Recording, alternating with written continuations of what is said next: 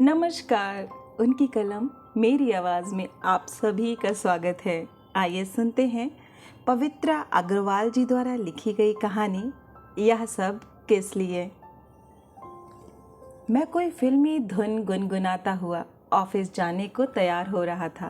तभी मेरी पत्नी मीता कमरे में आई और मुझसे बोली, सुनो, मुझे तो पिछले वर्ष याद ही नहीं रहा, लेकिन इस वर्ष मैं मम्मी जी का श्राद्ध अवश्य करूंगी।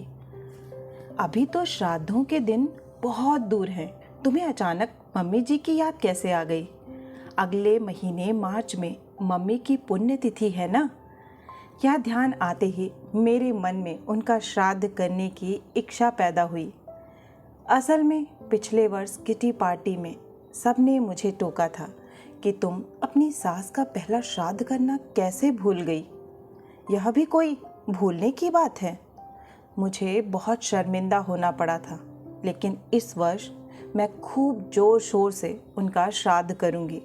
श्राद्ध में सब पकवान मम्मी जी की पसंद के बनवाऊंगी।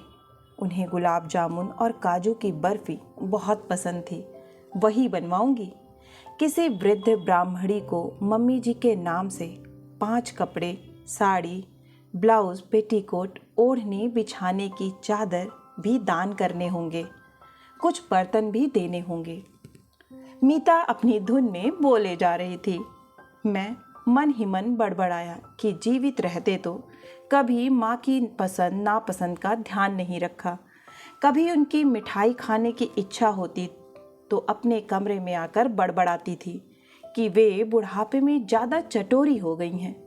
रोटी तो उन्हें अच्छी ही नहीं लगती और अब उनके मरने के बाद अपनी सहेलियों को दिखाने के लिए उनका श्राद्ध कराना चाहती है। हेलो पतिदेव, आप कहाँ खोए हुए हैं? इतनी देर से मैं कुछ कह रही हूँ, लगता है आपने कुछ सुना ही नहीं। देवी जी, तुमने जो कुछ कहा मैंने सब सुन लिया है। मुझे ऑफिस के लिए तैयार होना है। अभी तो ना मैंने शेव बनाई है और ना नहाया हूँ। इस विषय में हम बाद में भी बात कर सकते हैं। ये कहकर मैं स्नान घर में घुस गया था। इस तरह मीता से तो पीछा छूट गया, किंतु माँ से जुड़ी स्मृतियों की झील में हलचल मच गई थी। माँ बहुत शांत स्वभाव की थीं। मैंने उन्हें कभी किसी से लड़ते झगड़ते ताने देते नहीं देखा और ना मैंने उन्हें कभी किसी की बुराई करते सुना था। पापा से भी कभी उन्होंने झगड़ा नहीं किया और ना ही मैंने उनको झगड़ते देखा। कभी पापा कुछ कह भी देते थे तो एकाएक उदास होकर उनके सामने से हट जाती थीं। बात बढ़ने की नौबत ही नहीं आने देती थीं। दादी बनने की आस लिए अचानक वह दुनिया से चली गईं। होली जलने की रात को अचानक पड़ोसी शर्मा जी ने हमें जगाया था। उनकी पत्नी के प्रथम संतान होने वाली थी।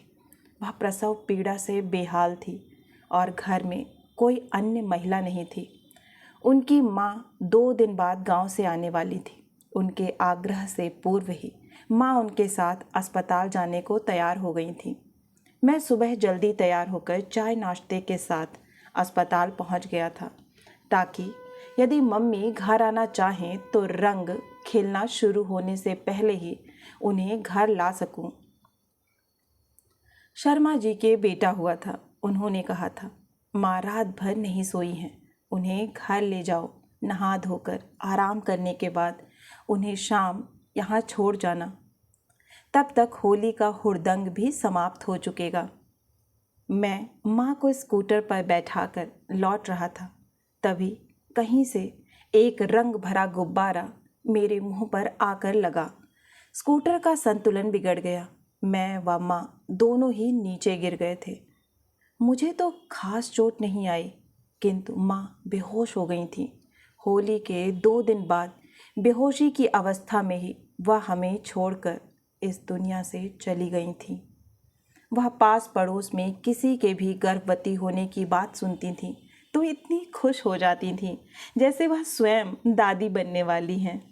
उन्हें मालूम था कि मीता में कुछ कमी है, इस वजह से वह माँ नहीं बन पा रही। फिर भी वह मीता को उदास देखकर यही कहती थी, अरे तू परेशान क्यों होती है? इलाज तो चल ही रहा है, इसमें कंजूसी नहीं करना। किस्मत में होगा तो फल जरूर मिलेगा, वरना अनाथालय से एक बच्चा गोद ले लेना। मीता कहती, मम्मी हम दोनों की जन्मपत्री में संतान का योग है, आप दादी जरूर बनेंगी, ऐसा मेरा विश्वास है। ये बातें याद करके माँ के प्रति श्रद्धा से सिर झुक जाता है। अन्य सासों से वह कितनी अलग थीं। बाथरूम में सो गए क्या? इतनी देर में तुम्हारा नहाना नहीं हुआ? अब ऑफिस में देर नहीं हो रही? मीता की आवाज़ से मेरा ध्यान भंग हुआ। जल्दी से तैयार होकर नाश्ता किया और स्कूटर लेकर घर से निकल पड़ा। माँ स्मृति पर कुछ इस तरह छा गई थीं कि चाह कर भी उनकी स्मृति को झटक नहीं पा रहा था। एक बार माँ की छाती में बाईं तरफ बहुत तेज़ दर्द उठा था। मैं तो इतना घबरा गया था कि उन्हें लेकर सीधे अपोलो अस्पताल पहुँच गया। वह मेरे घर के निकट था। डॉक्टर ने हार्ट के लिए ECG, 2D इको, एक्सरे और कई तरह के ब्लड टेस्ट आदि कराने को कहा। 4-5 हज़ार का बिल बन गया था, लेकिन यह जानकर संतोष हुआ था कि उन्हें कोई गंभीर बीमारी नहीं है। बिल देखकर मीता ने कहा था, आप भी जरा से दर्द से घबरा कर सीधे अपोलो पहुंच गए। डॉक्टर्स की जेब से क्या जाता है, व्यर्थ ही इतने सारे टेस्ट करा लिए। अपने ऑफिस के डिस्पेंसरी भी तो ले जा सकते थे, वहाँ भी योग्य डॉक्टर्स की कमी नहीं है। वैसे मीता ने कुछ गलत नहीं कहा था, किंतु मैं भड़क गया था। मीता, माँ पर 4-5 हज़ार रुपये खर्च हो गए तो तुम्हें बुरा लग रहा है? तुम्हारे इलाज में भी मैं 50-60 हज़ार रुपये खर्च कर चुका हूँ, फिर भी कोई फ़ायदा नहीं हुआ। एक बेटी भी हो जाती तो कोई अफसोस नहीं होता। तुम मेरी पत्नी हो तो वह भी मेरी माँ हैं। तुम क्या चाहती हो, मैं माँ बाप के प्रति अपनी जिम्मेदारियों से मुँह मोड़ लूँ? तुम भाग्यशाली हो जो तुम्हें इतनी अच्छी सास मिली है, वरना निसंतान बहुओं को ससुराल में कितने ताने सुनने पड़ते हैं, क्या तुम नहीं जानती? किंतु यहाँ किसी ने तुम्हारा दिल नहीं दुखाया। मेरे दोस्त की माँ तो उसके पीछे पड़ी है कि दूसरी शादी कर ले। मम्मी जी ने भले ही कभी ताना ना दिया हो, किंतु उस कमी को तुम पूरा कर देते हो। अभी तुमने जो कुछ कहा, क्या वह ताना नहीं है? छोड़ दो मुझे, तुम भी दूसरी शादी कर लो, कहकर उसकी आंखें सावन भादों की तरह बरसने लगी थीं। मुझे भी अपनी गलती का एहसास हुआ था। यदि मीता माँ नहीं बन पाई तो इसमें उसका दोष कहाँ है? मैंने उसे समझाते हुए कहा था, मीता, मेरा मतलब तुम्हारा दिल दुखाना नहीं था। दूसरी शादी का तो सवाल ही नहीं उठता। अभी हम फिर इलाज प्रारंभ कराएंगे, फिर भी सफलता नहीं मिली तो एक बच्चा गोद ले लेंगे। बस तुम मुझे माँ के खिलाफ भड़काया मत करो। मैंने तो एक साधारण सी बात कही थी कि अपनी डिस्पेंसरी में दिखाने से ये सारे टेस्ट मुफ्त हो जाते। आजकल तो तुम मेरी हर बात का उल्टा अर्थ निकालने लगे हो। अब माँ नहीं है तो पिताजी के लिए कुछ ना कुछ कहती रहती है। पहले पिताजी ड्राइंग रूम में टीवी देखते थे तो उसे शिकायत थी कि वह अपनी पसंद के प्रोग्राम नहीं देख पाती। फिर मैंने पिताजी को एक पोर्टेबल टीवी उनके कमरे के लिए अलग ला दिया, तब भी चैन नहीं है। कहती है 3 लोगों में 2 टीवी की क्या ज़रूरत है, लाइट का बिल ज़्यादा आता है। आखिर उसे कहीं तो समझौता करना पड़ेगा। पहले जब पिताजी कहीं नहीं जाते थे तो कहती थी वो पूरे दिन घर में ही पड़े रहते हैं। जैसे तैसे उन्हें समझाकर सुबह सैर पर जाने की आदत डाली है, तो अब कहती है कि रोज़ सुबह इतनी देर के लिए सैर पर चले जाते हैं। क्या सुबह अपने सामने कड़वा कर भैंस का दूध नहीं ला सकते? रोज पैकेट के दूध की बेस्वाद चाय पीनी पड़ती है। मुझे भी गुस्सा आ गया था। तुम अकेली नहीं हो, हजारों लोग पैकेट का दूध पी रहे हैं। भैंस के दूध का ज़्यादा ही शौक है तो जाकर स्वयं ले आया करो, पड़ोस में ही तो मिलता है। तभी सैर से पिताजी आ गए थे। क्यों सुबह सुबह मीता पर बरस रहा है?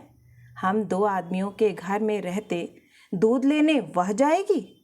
मीता, दूध के लिए डिब्बा निकाल कर रख दो, कल से सैर से लौटते समय मैं ले आया करूँगा। वैसे भी कोई छोटा मोटा काम हो तो तुम मुझसे कह दिया करो, खाली ही तो बैठा रहता हूँ, मेरा भी टाइम पास हो जाएगा। तब से दूध पिताजी लाते हैं।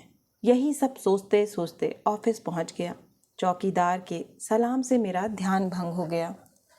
ऑफिस में काम की अधिकता से कुछ सोचने का समय नहीं मिला। घर लौटकर चाय पी, टीवी देखा और खाना खाकर अपने बिस्तर पर चला गया। अपना काम समाप्त करके आते ही पत्नी ने फिर वही प्रसंग छेड़ दिया। हाँ, तो तुमने क्या सोचा? किस विषय में?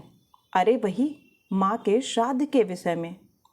कहना तो बहुत कुछ चाहता था, किंतु व्यर्थ की कलह व तनाव से बचने के लिए बस इतना ही कहा, फालतू आडंबरों के लिए मेरे पास पैसा नहीं है। अरे, मैं तुम्हारी माँ का श्राद्ध करने के लिए कह रही हूँ, अपनी माँ का नहीं। हाँ, मैं अपनी माँ के श्राद्ध के लिए ही मना कर रहा हूँ। इन दिखावों में मेरी तनिक भी आस्था नहीं है। वह बच्चों की तरह ठुनकी थी। क्या हो तुम भी? तुम्हें तो किसी में भी आस्था नहीं है। समाज में रहकर बहुत से काम दिखावे के लिए भी करने पड़ते हैं। मेरे क्लब की सभी महिलाएं अपने बुजुर्गों का श्राद्ध बहुत जोर शोर से करती हैं। तुम कुछ भी कहो, मैं तो उनका श्राद्ध करूंगी, वरना सब मेरे बारे में क्या सोचेंगी। मैं कटु हो आया था।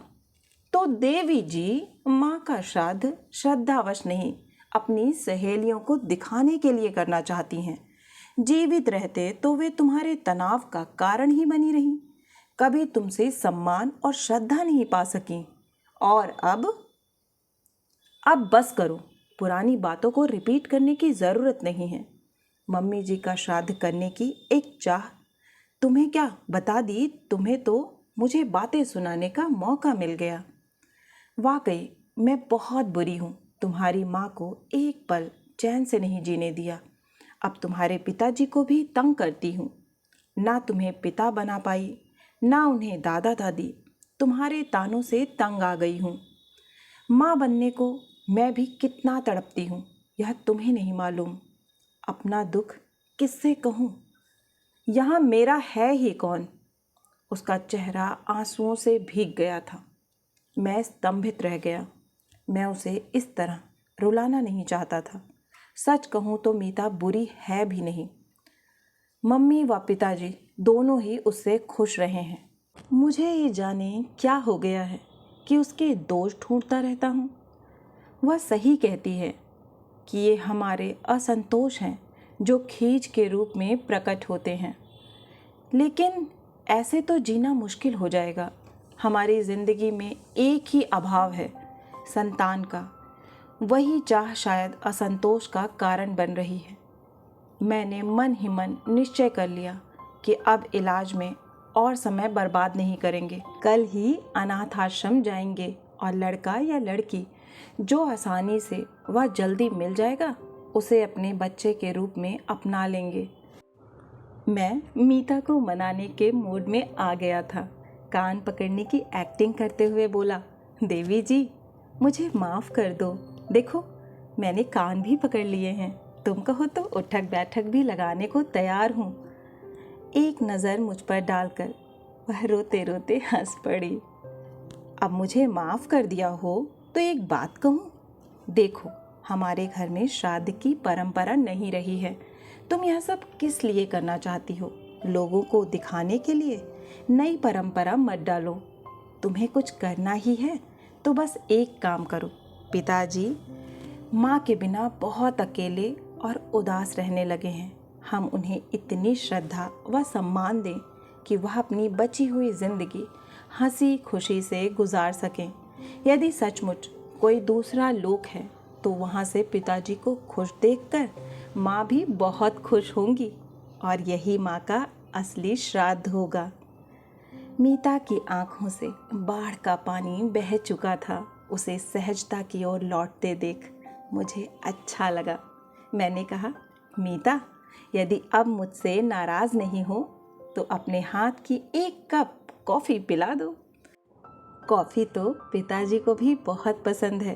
तुम चलकर उनके कमरे में बैठकर टीवी देखो, मैं कॉफ़ी लेकर वहीं आती हूँ।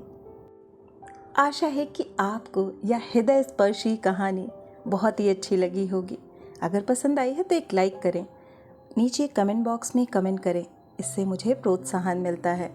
अगर आप इस चैनल से जुड़ना चाहते हैं तो चैनल को सब्सक्राइब करें। फिर मिलती हूँ एक नई कहानी या कविता के साथ। तब तक के लिए आप सभी का कहानी सुनने के लिए बहुत बहुत धन्यवाद।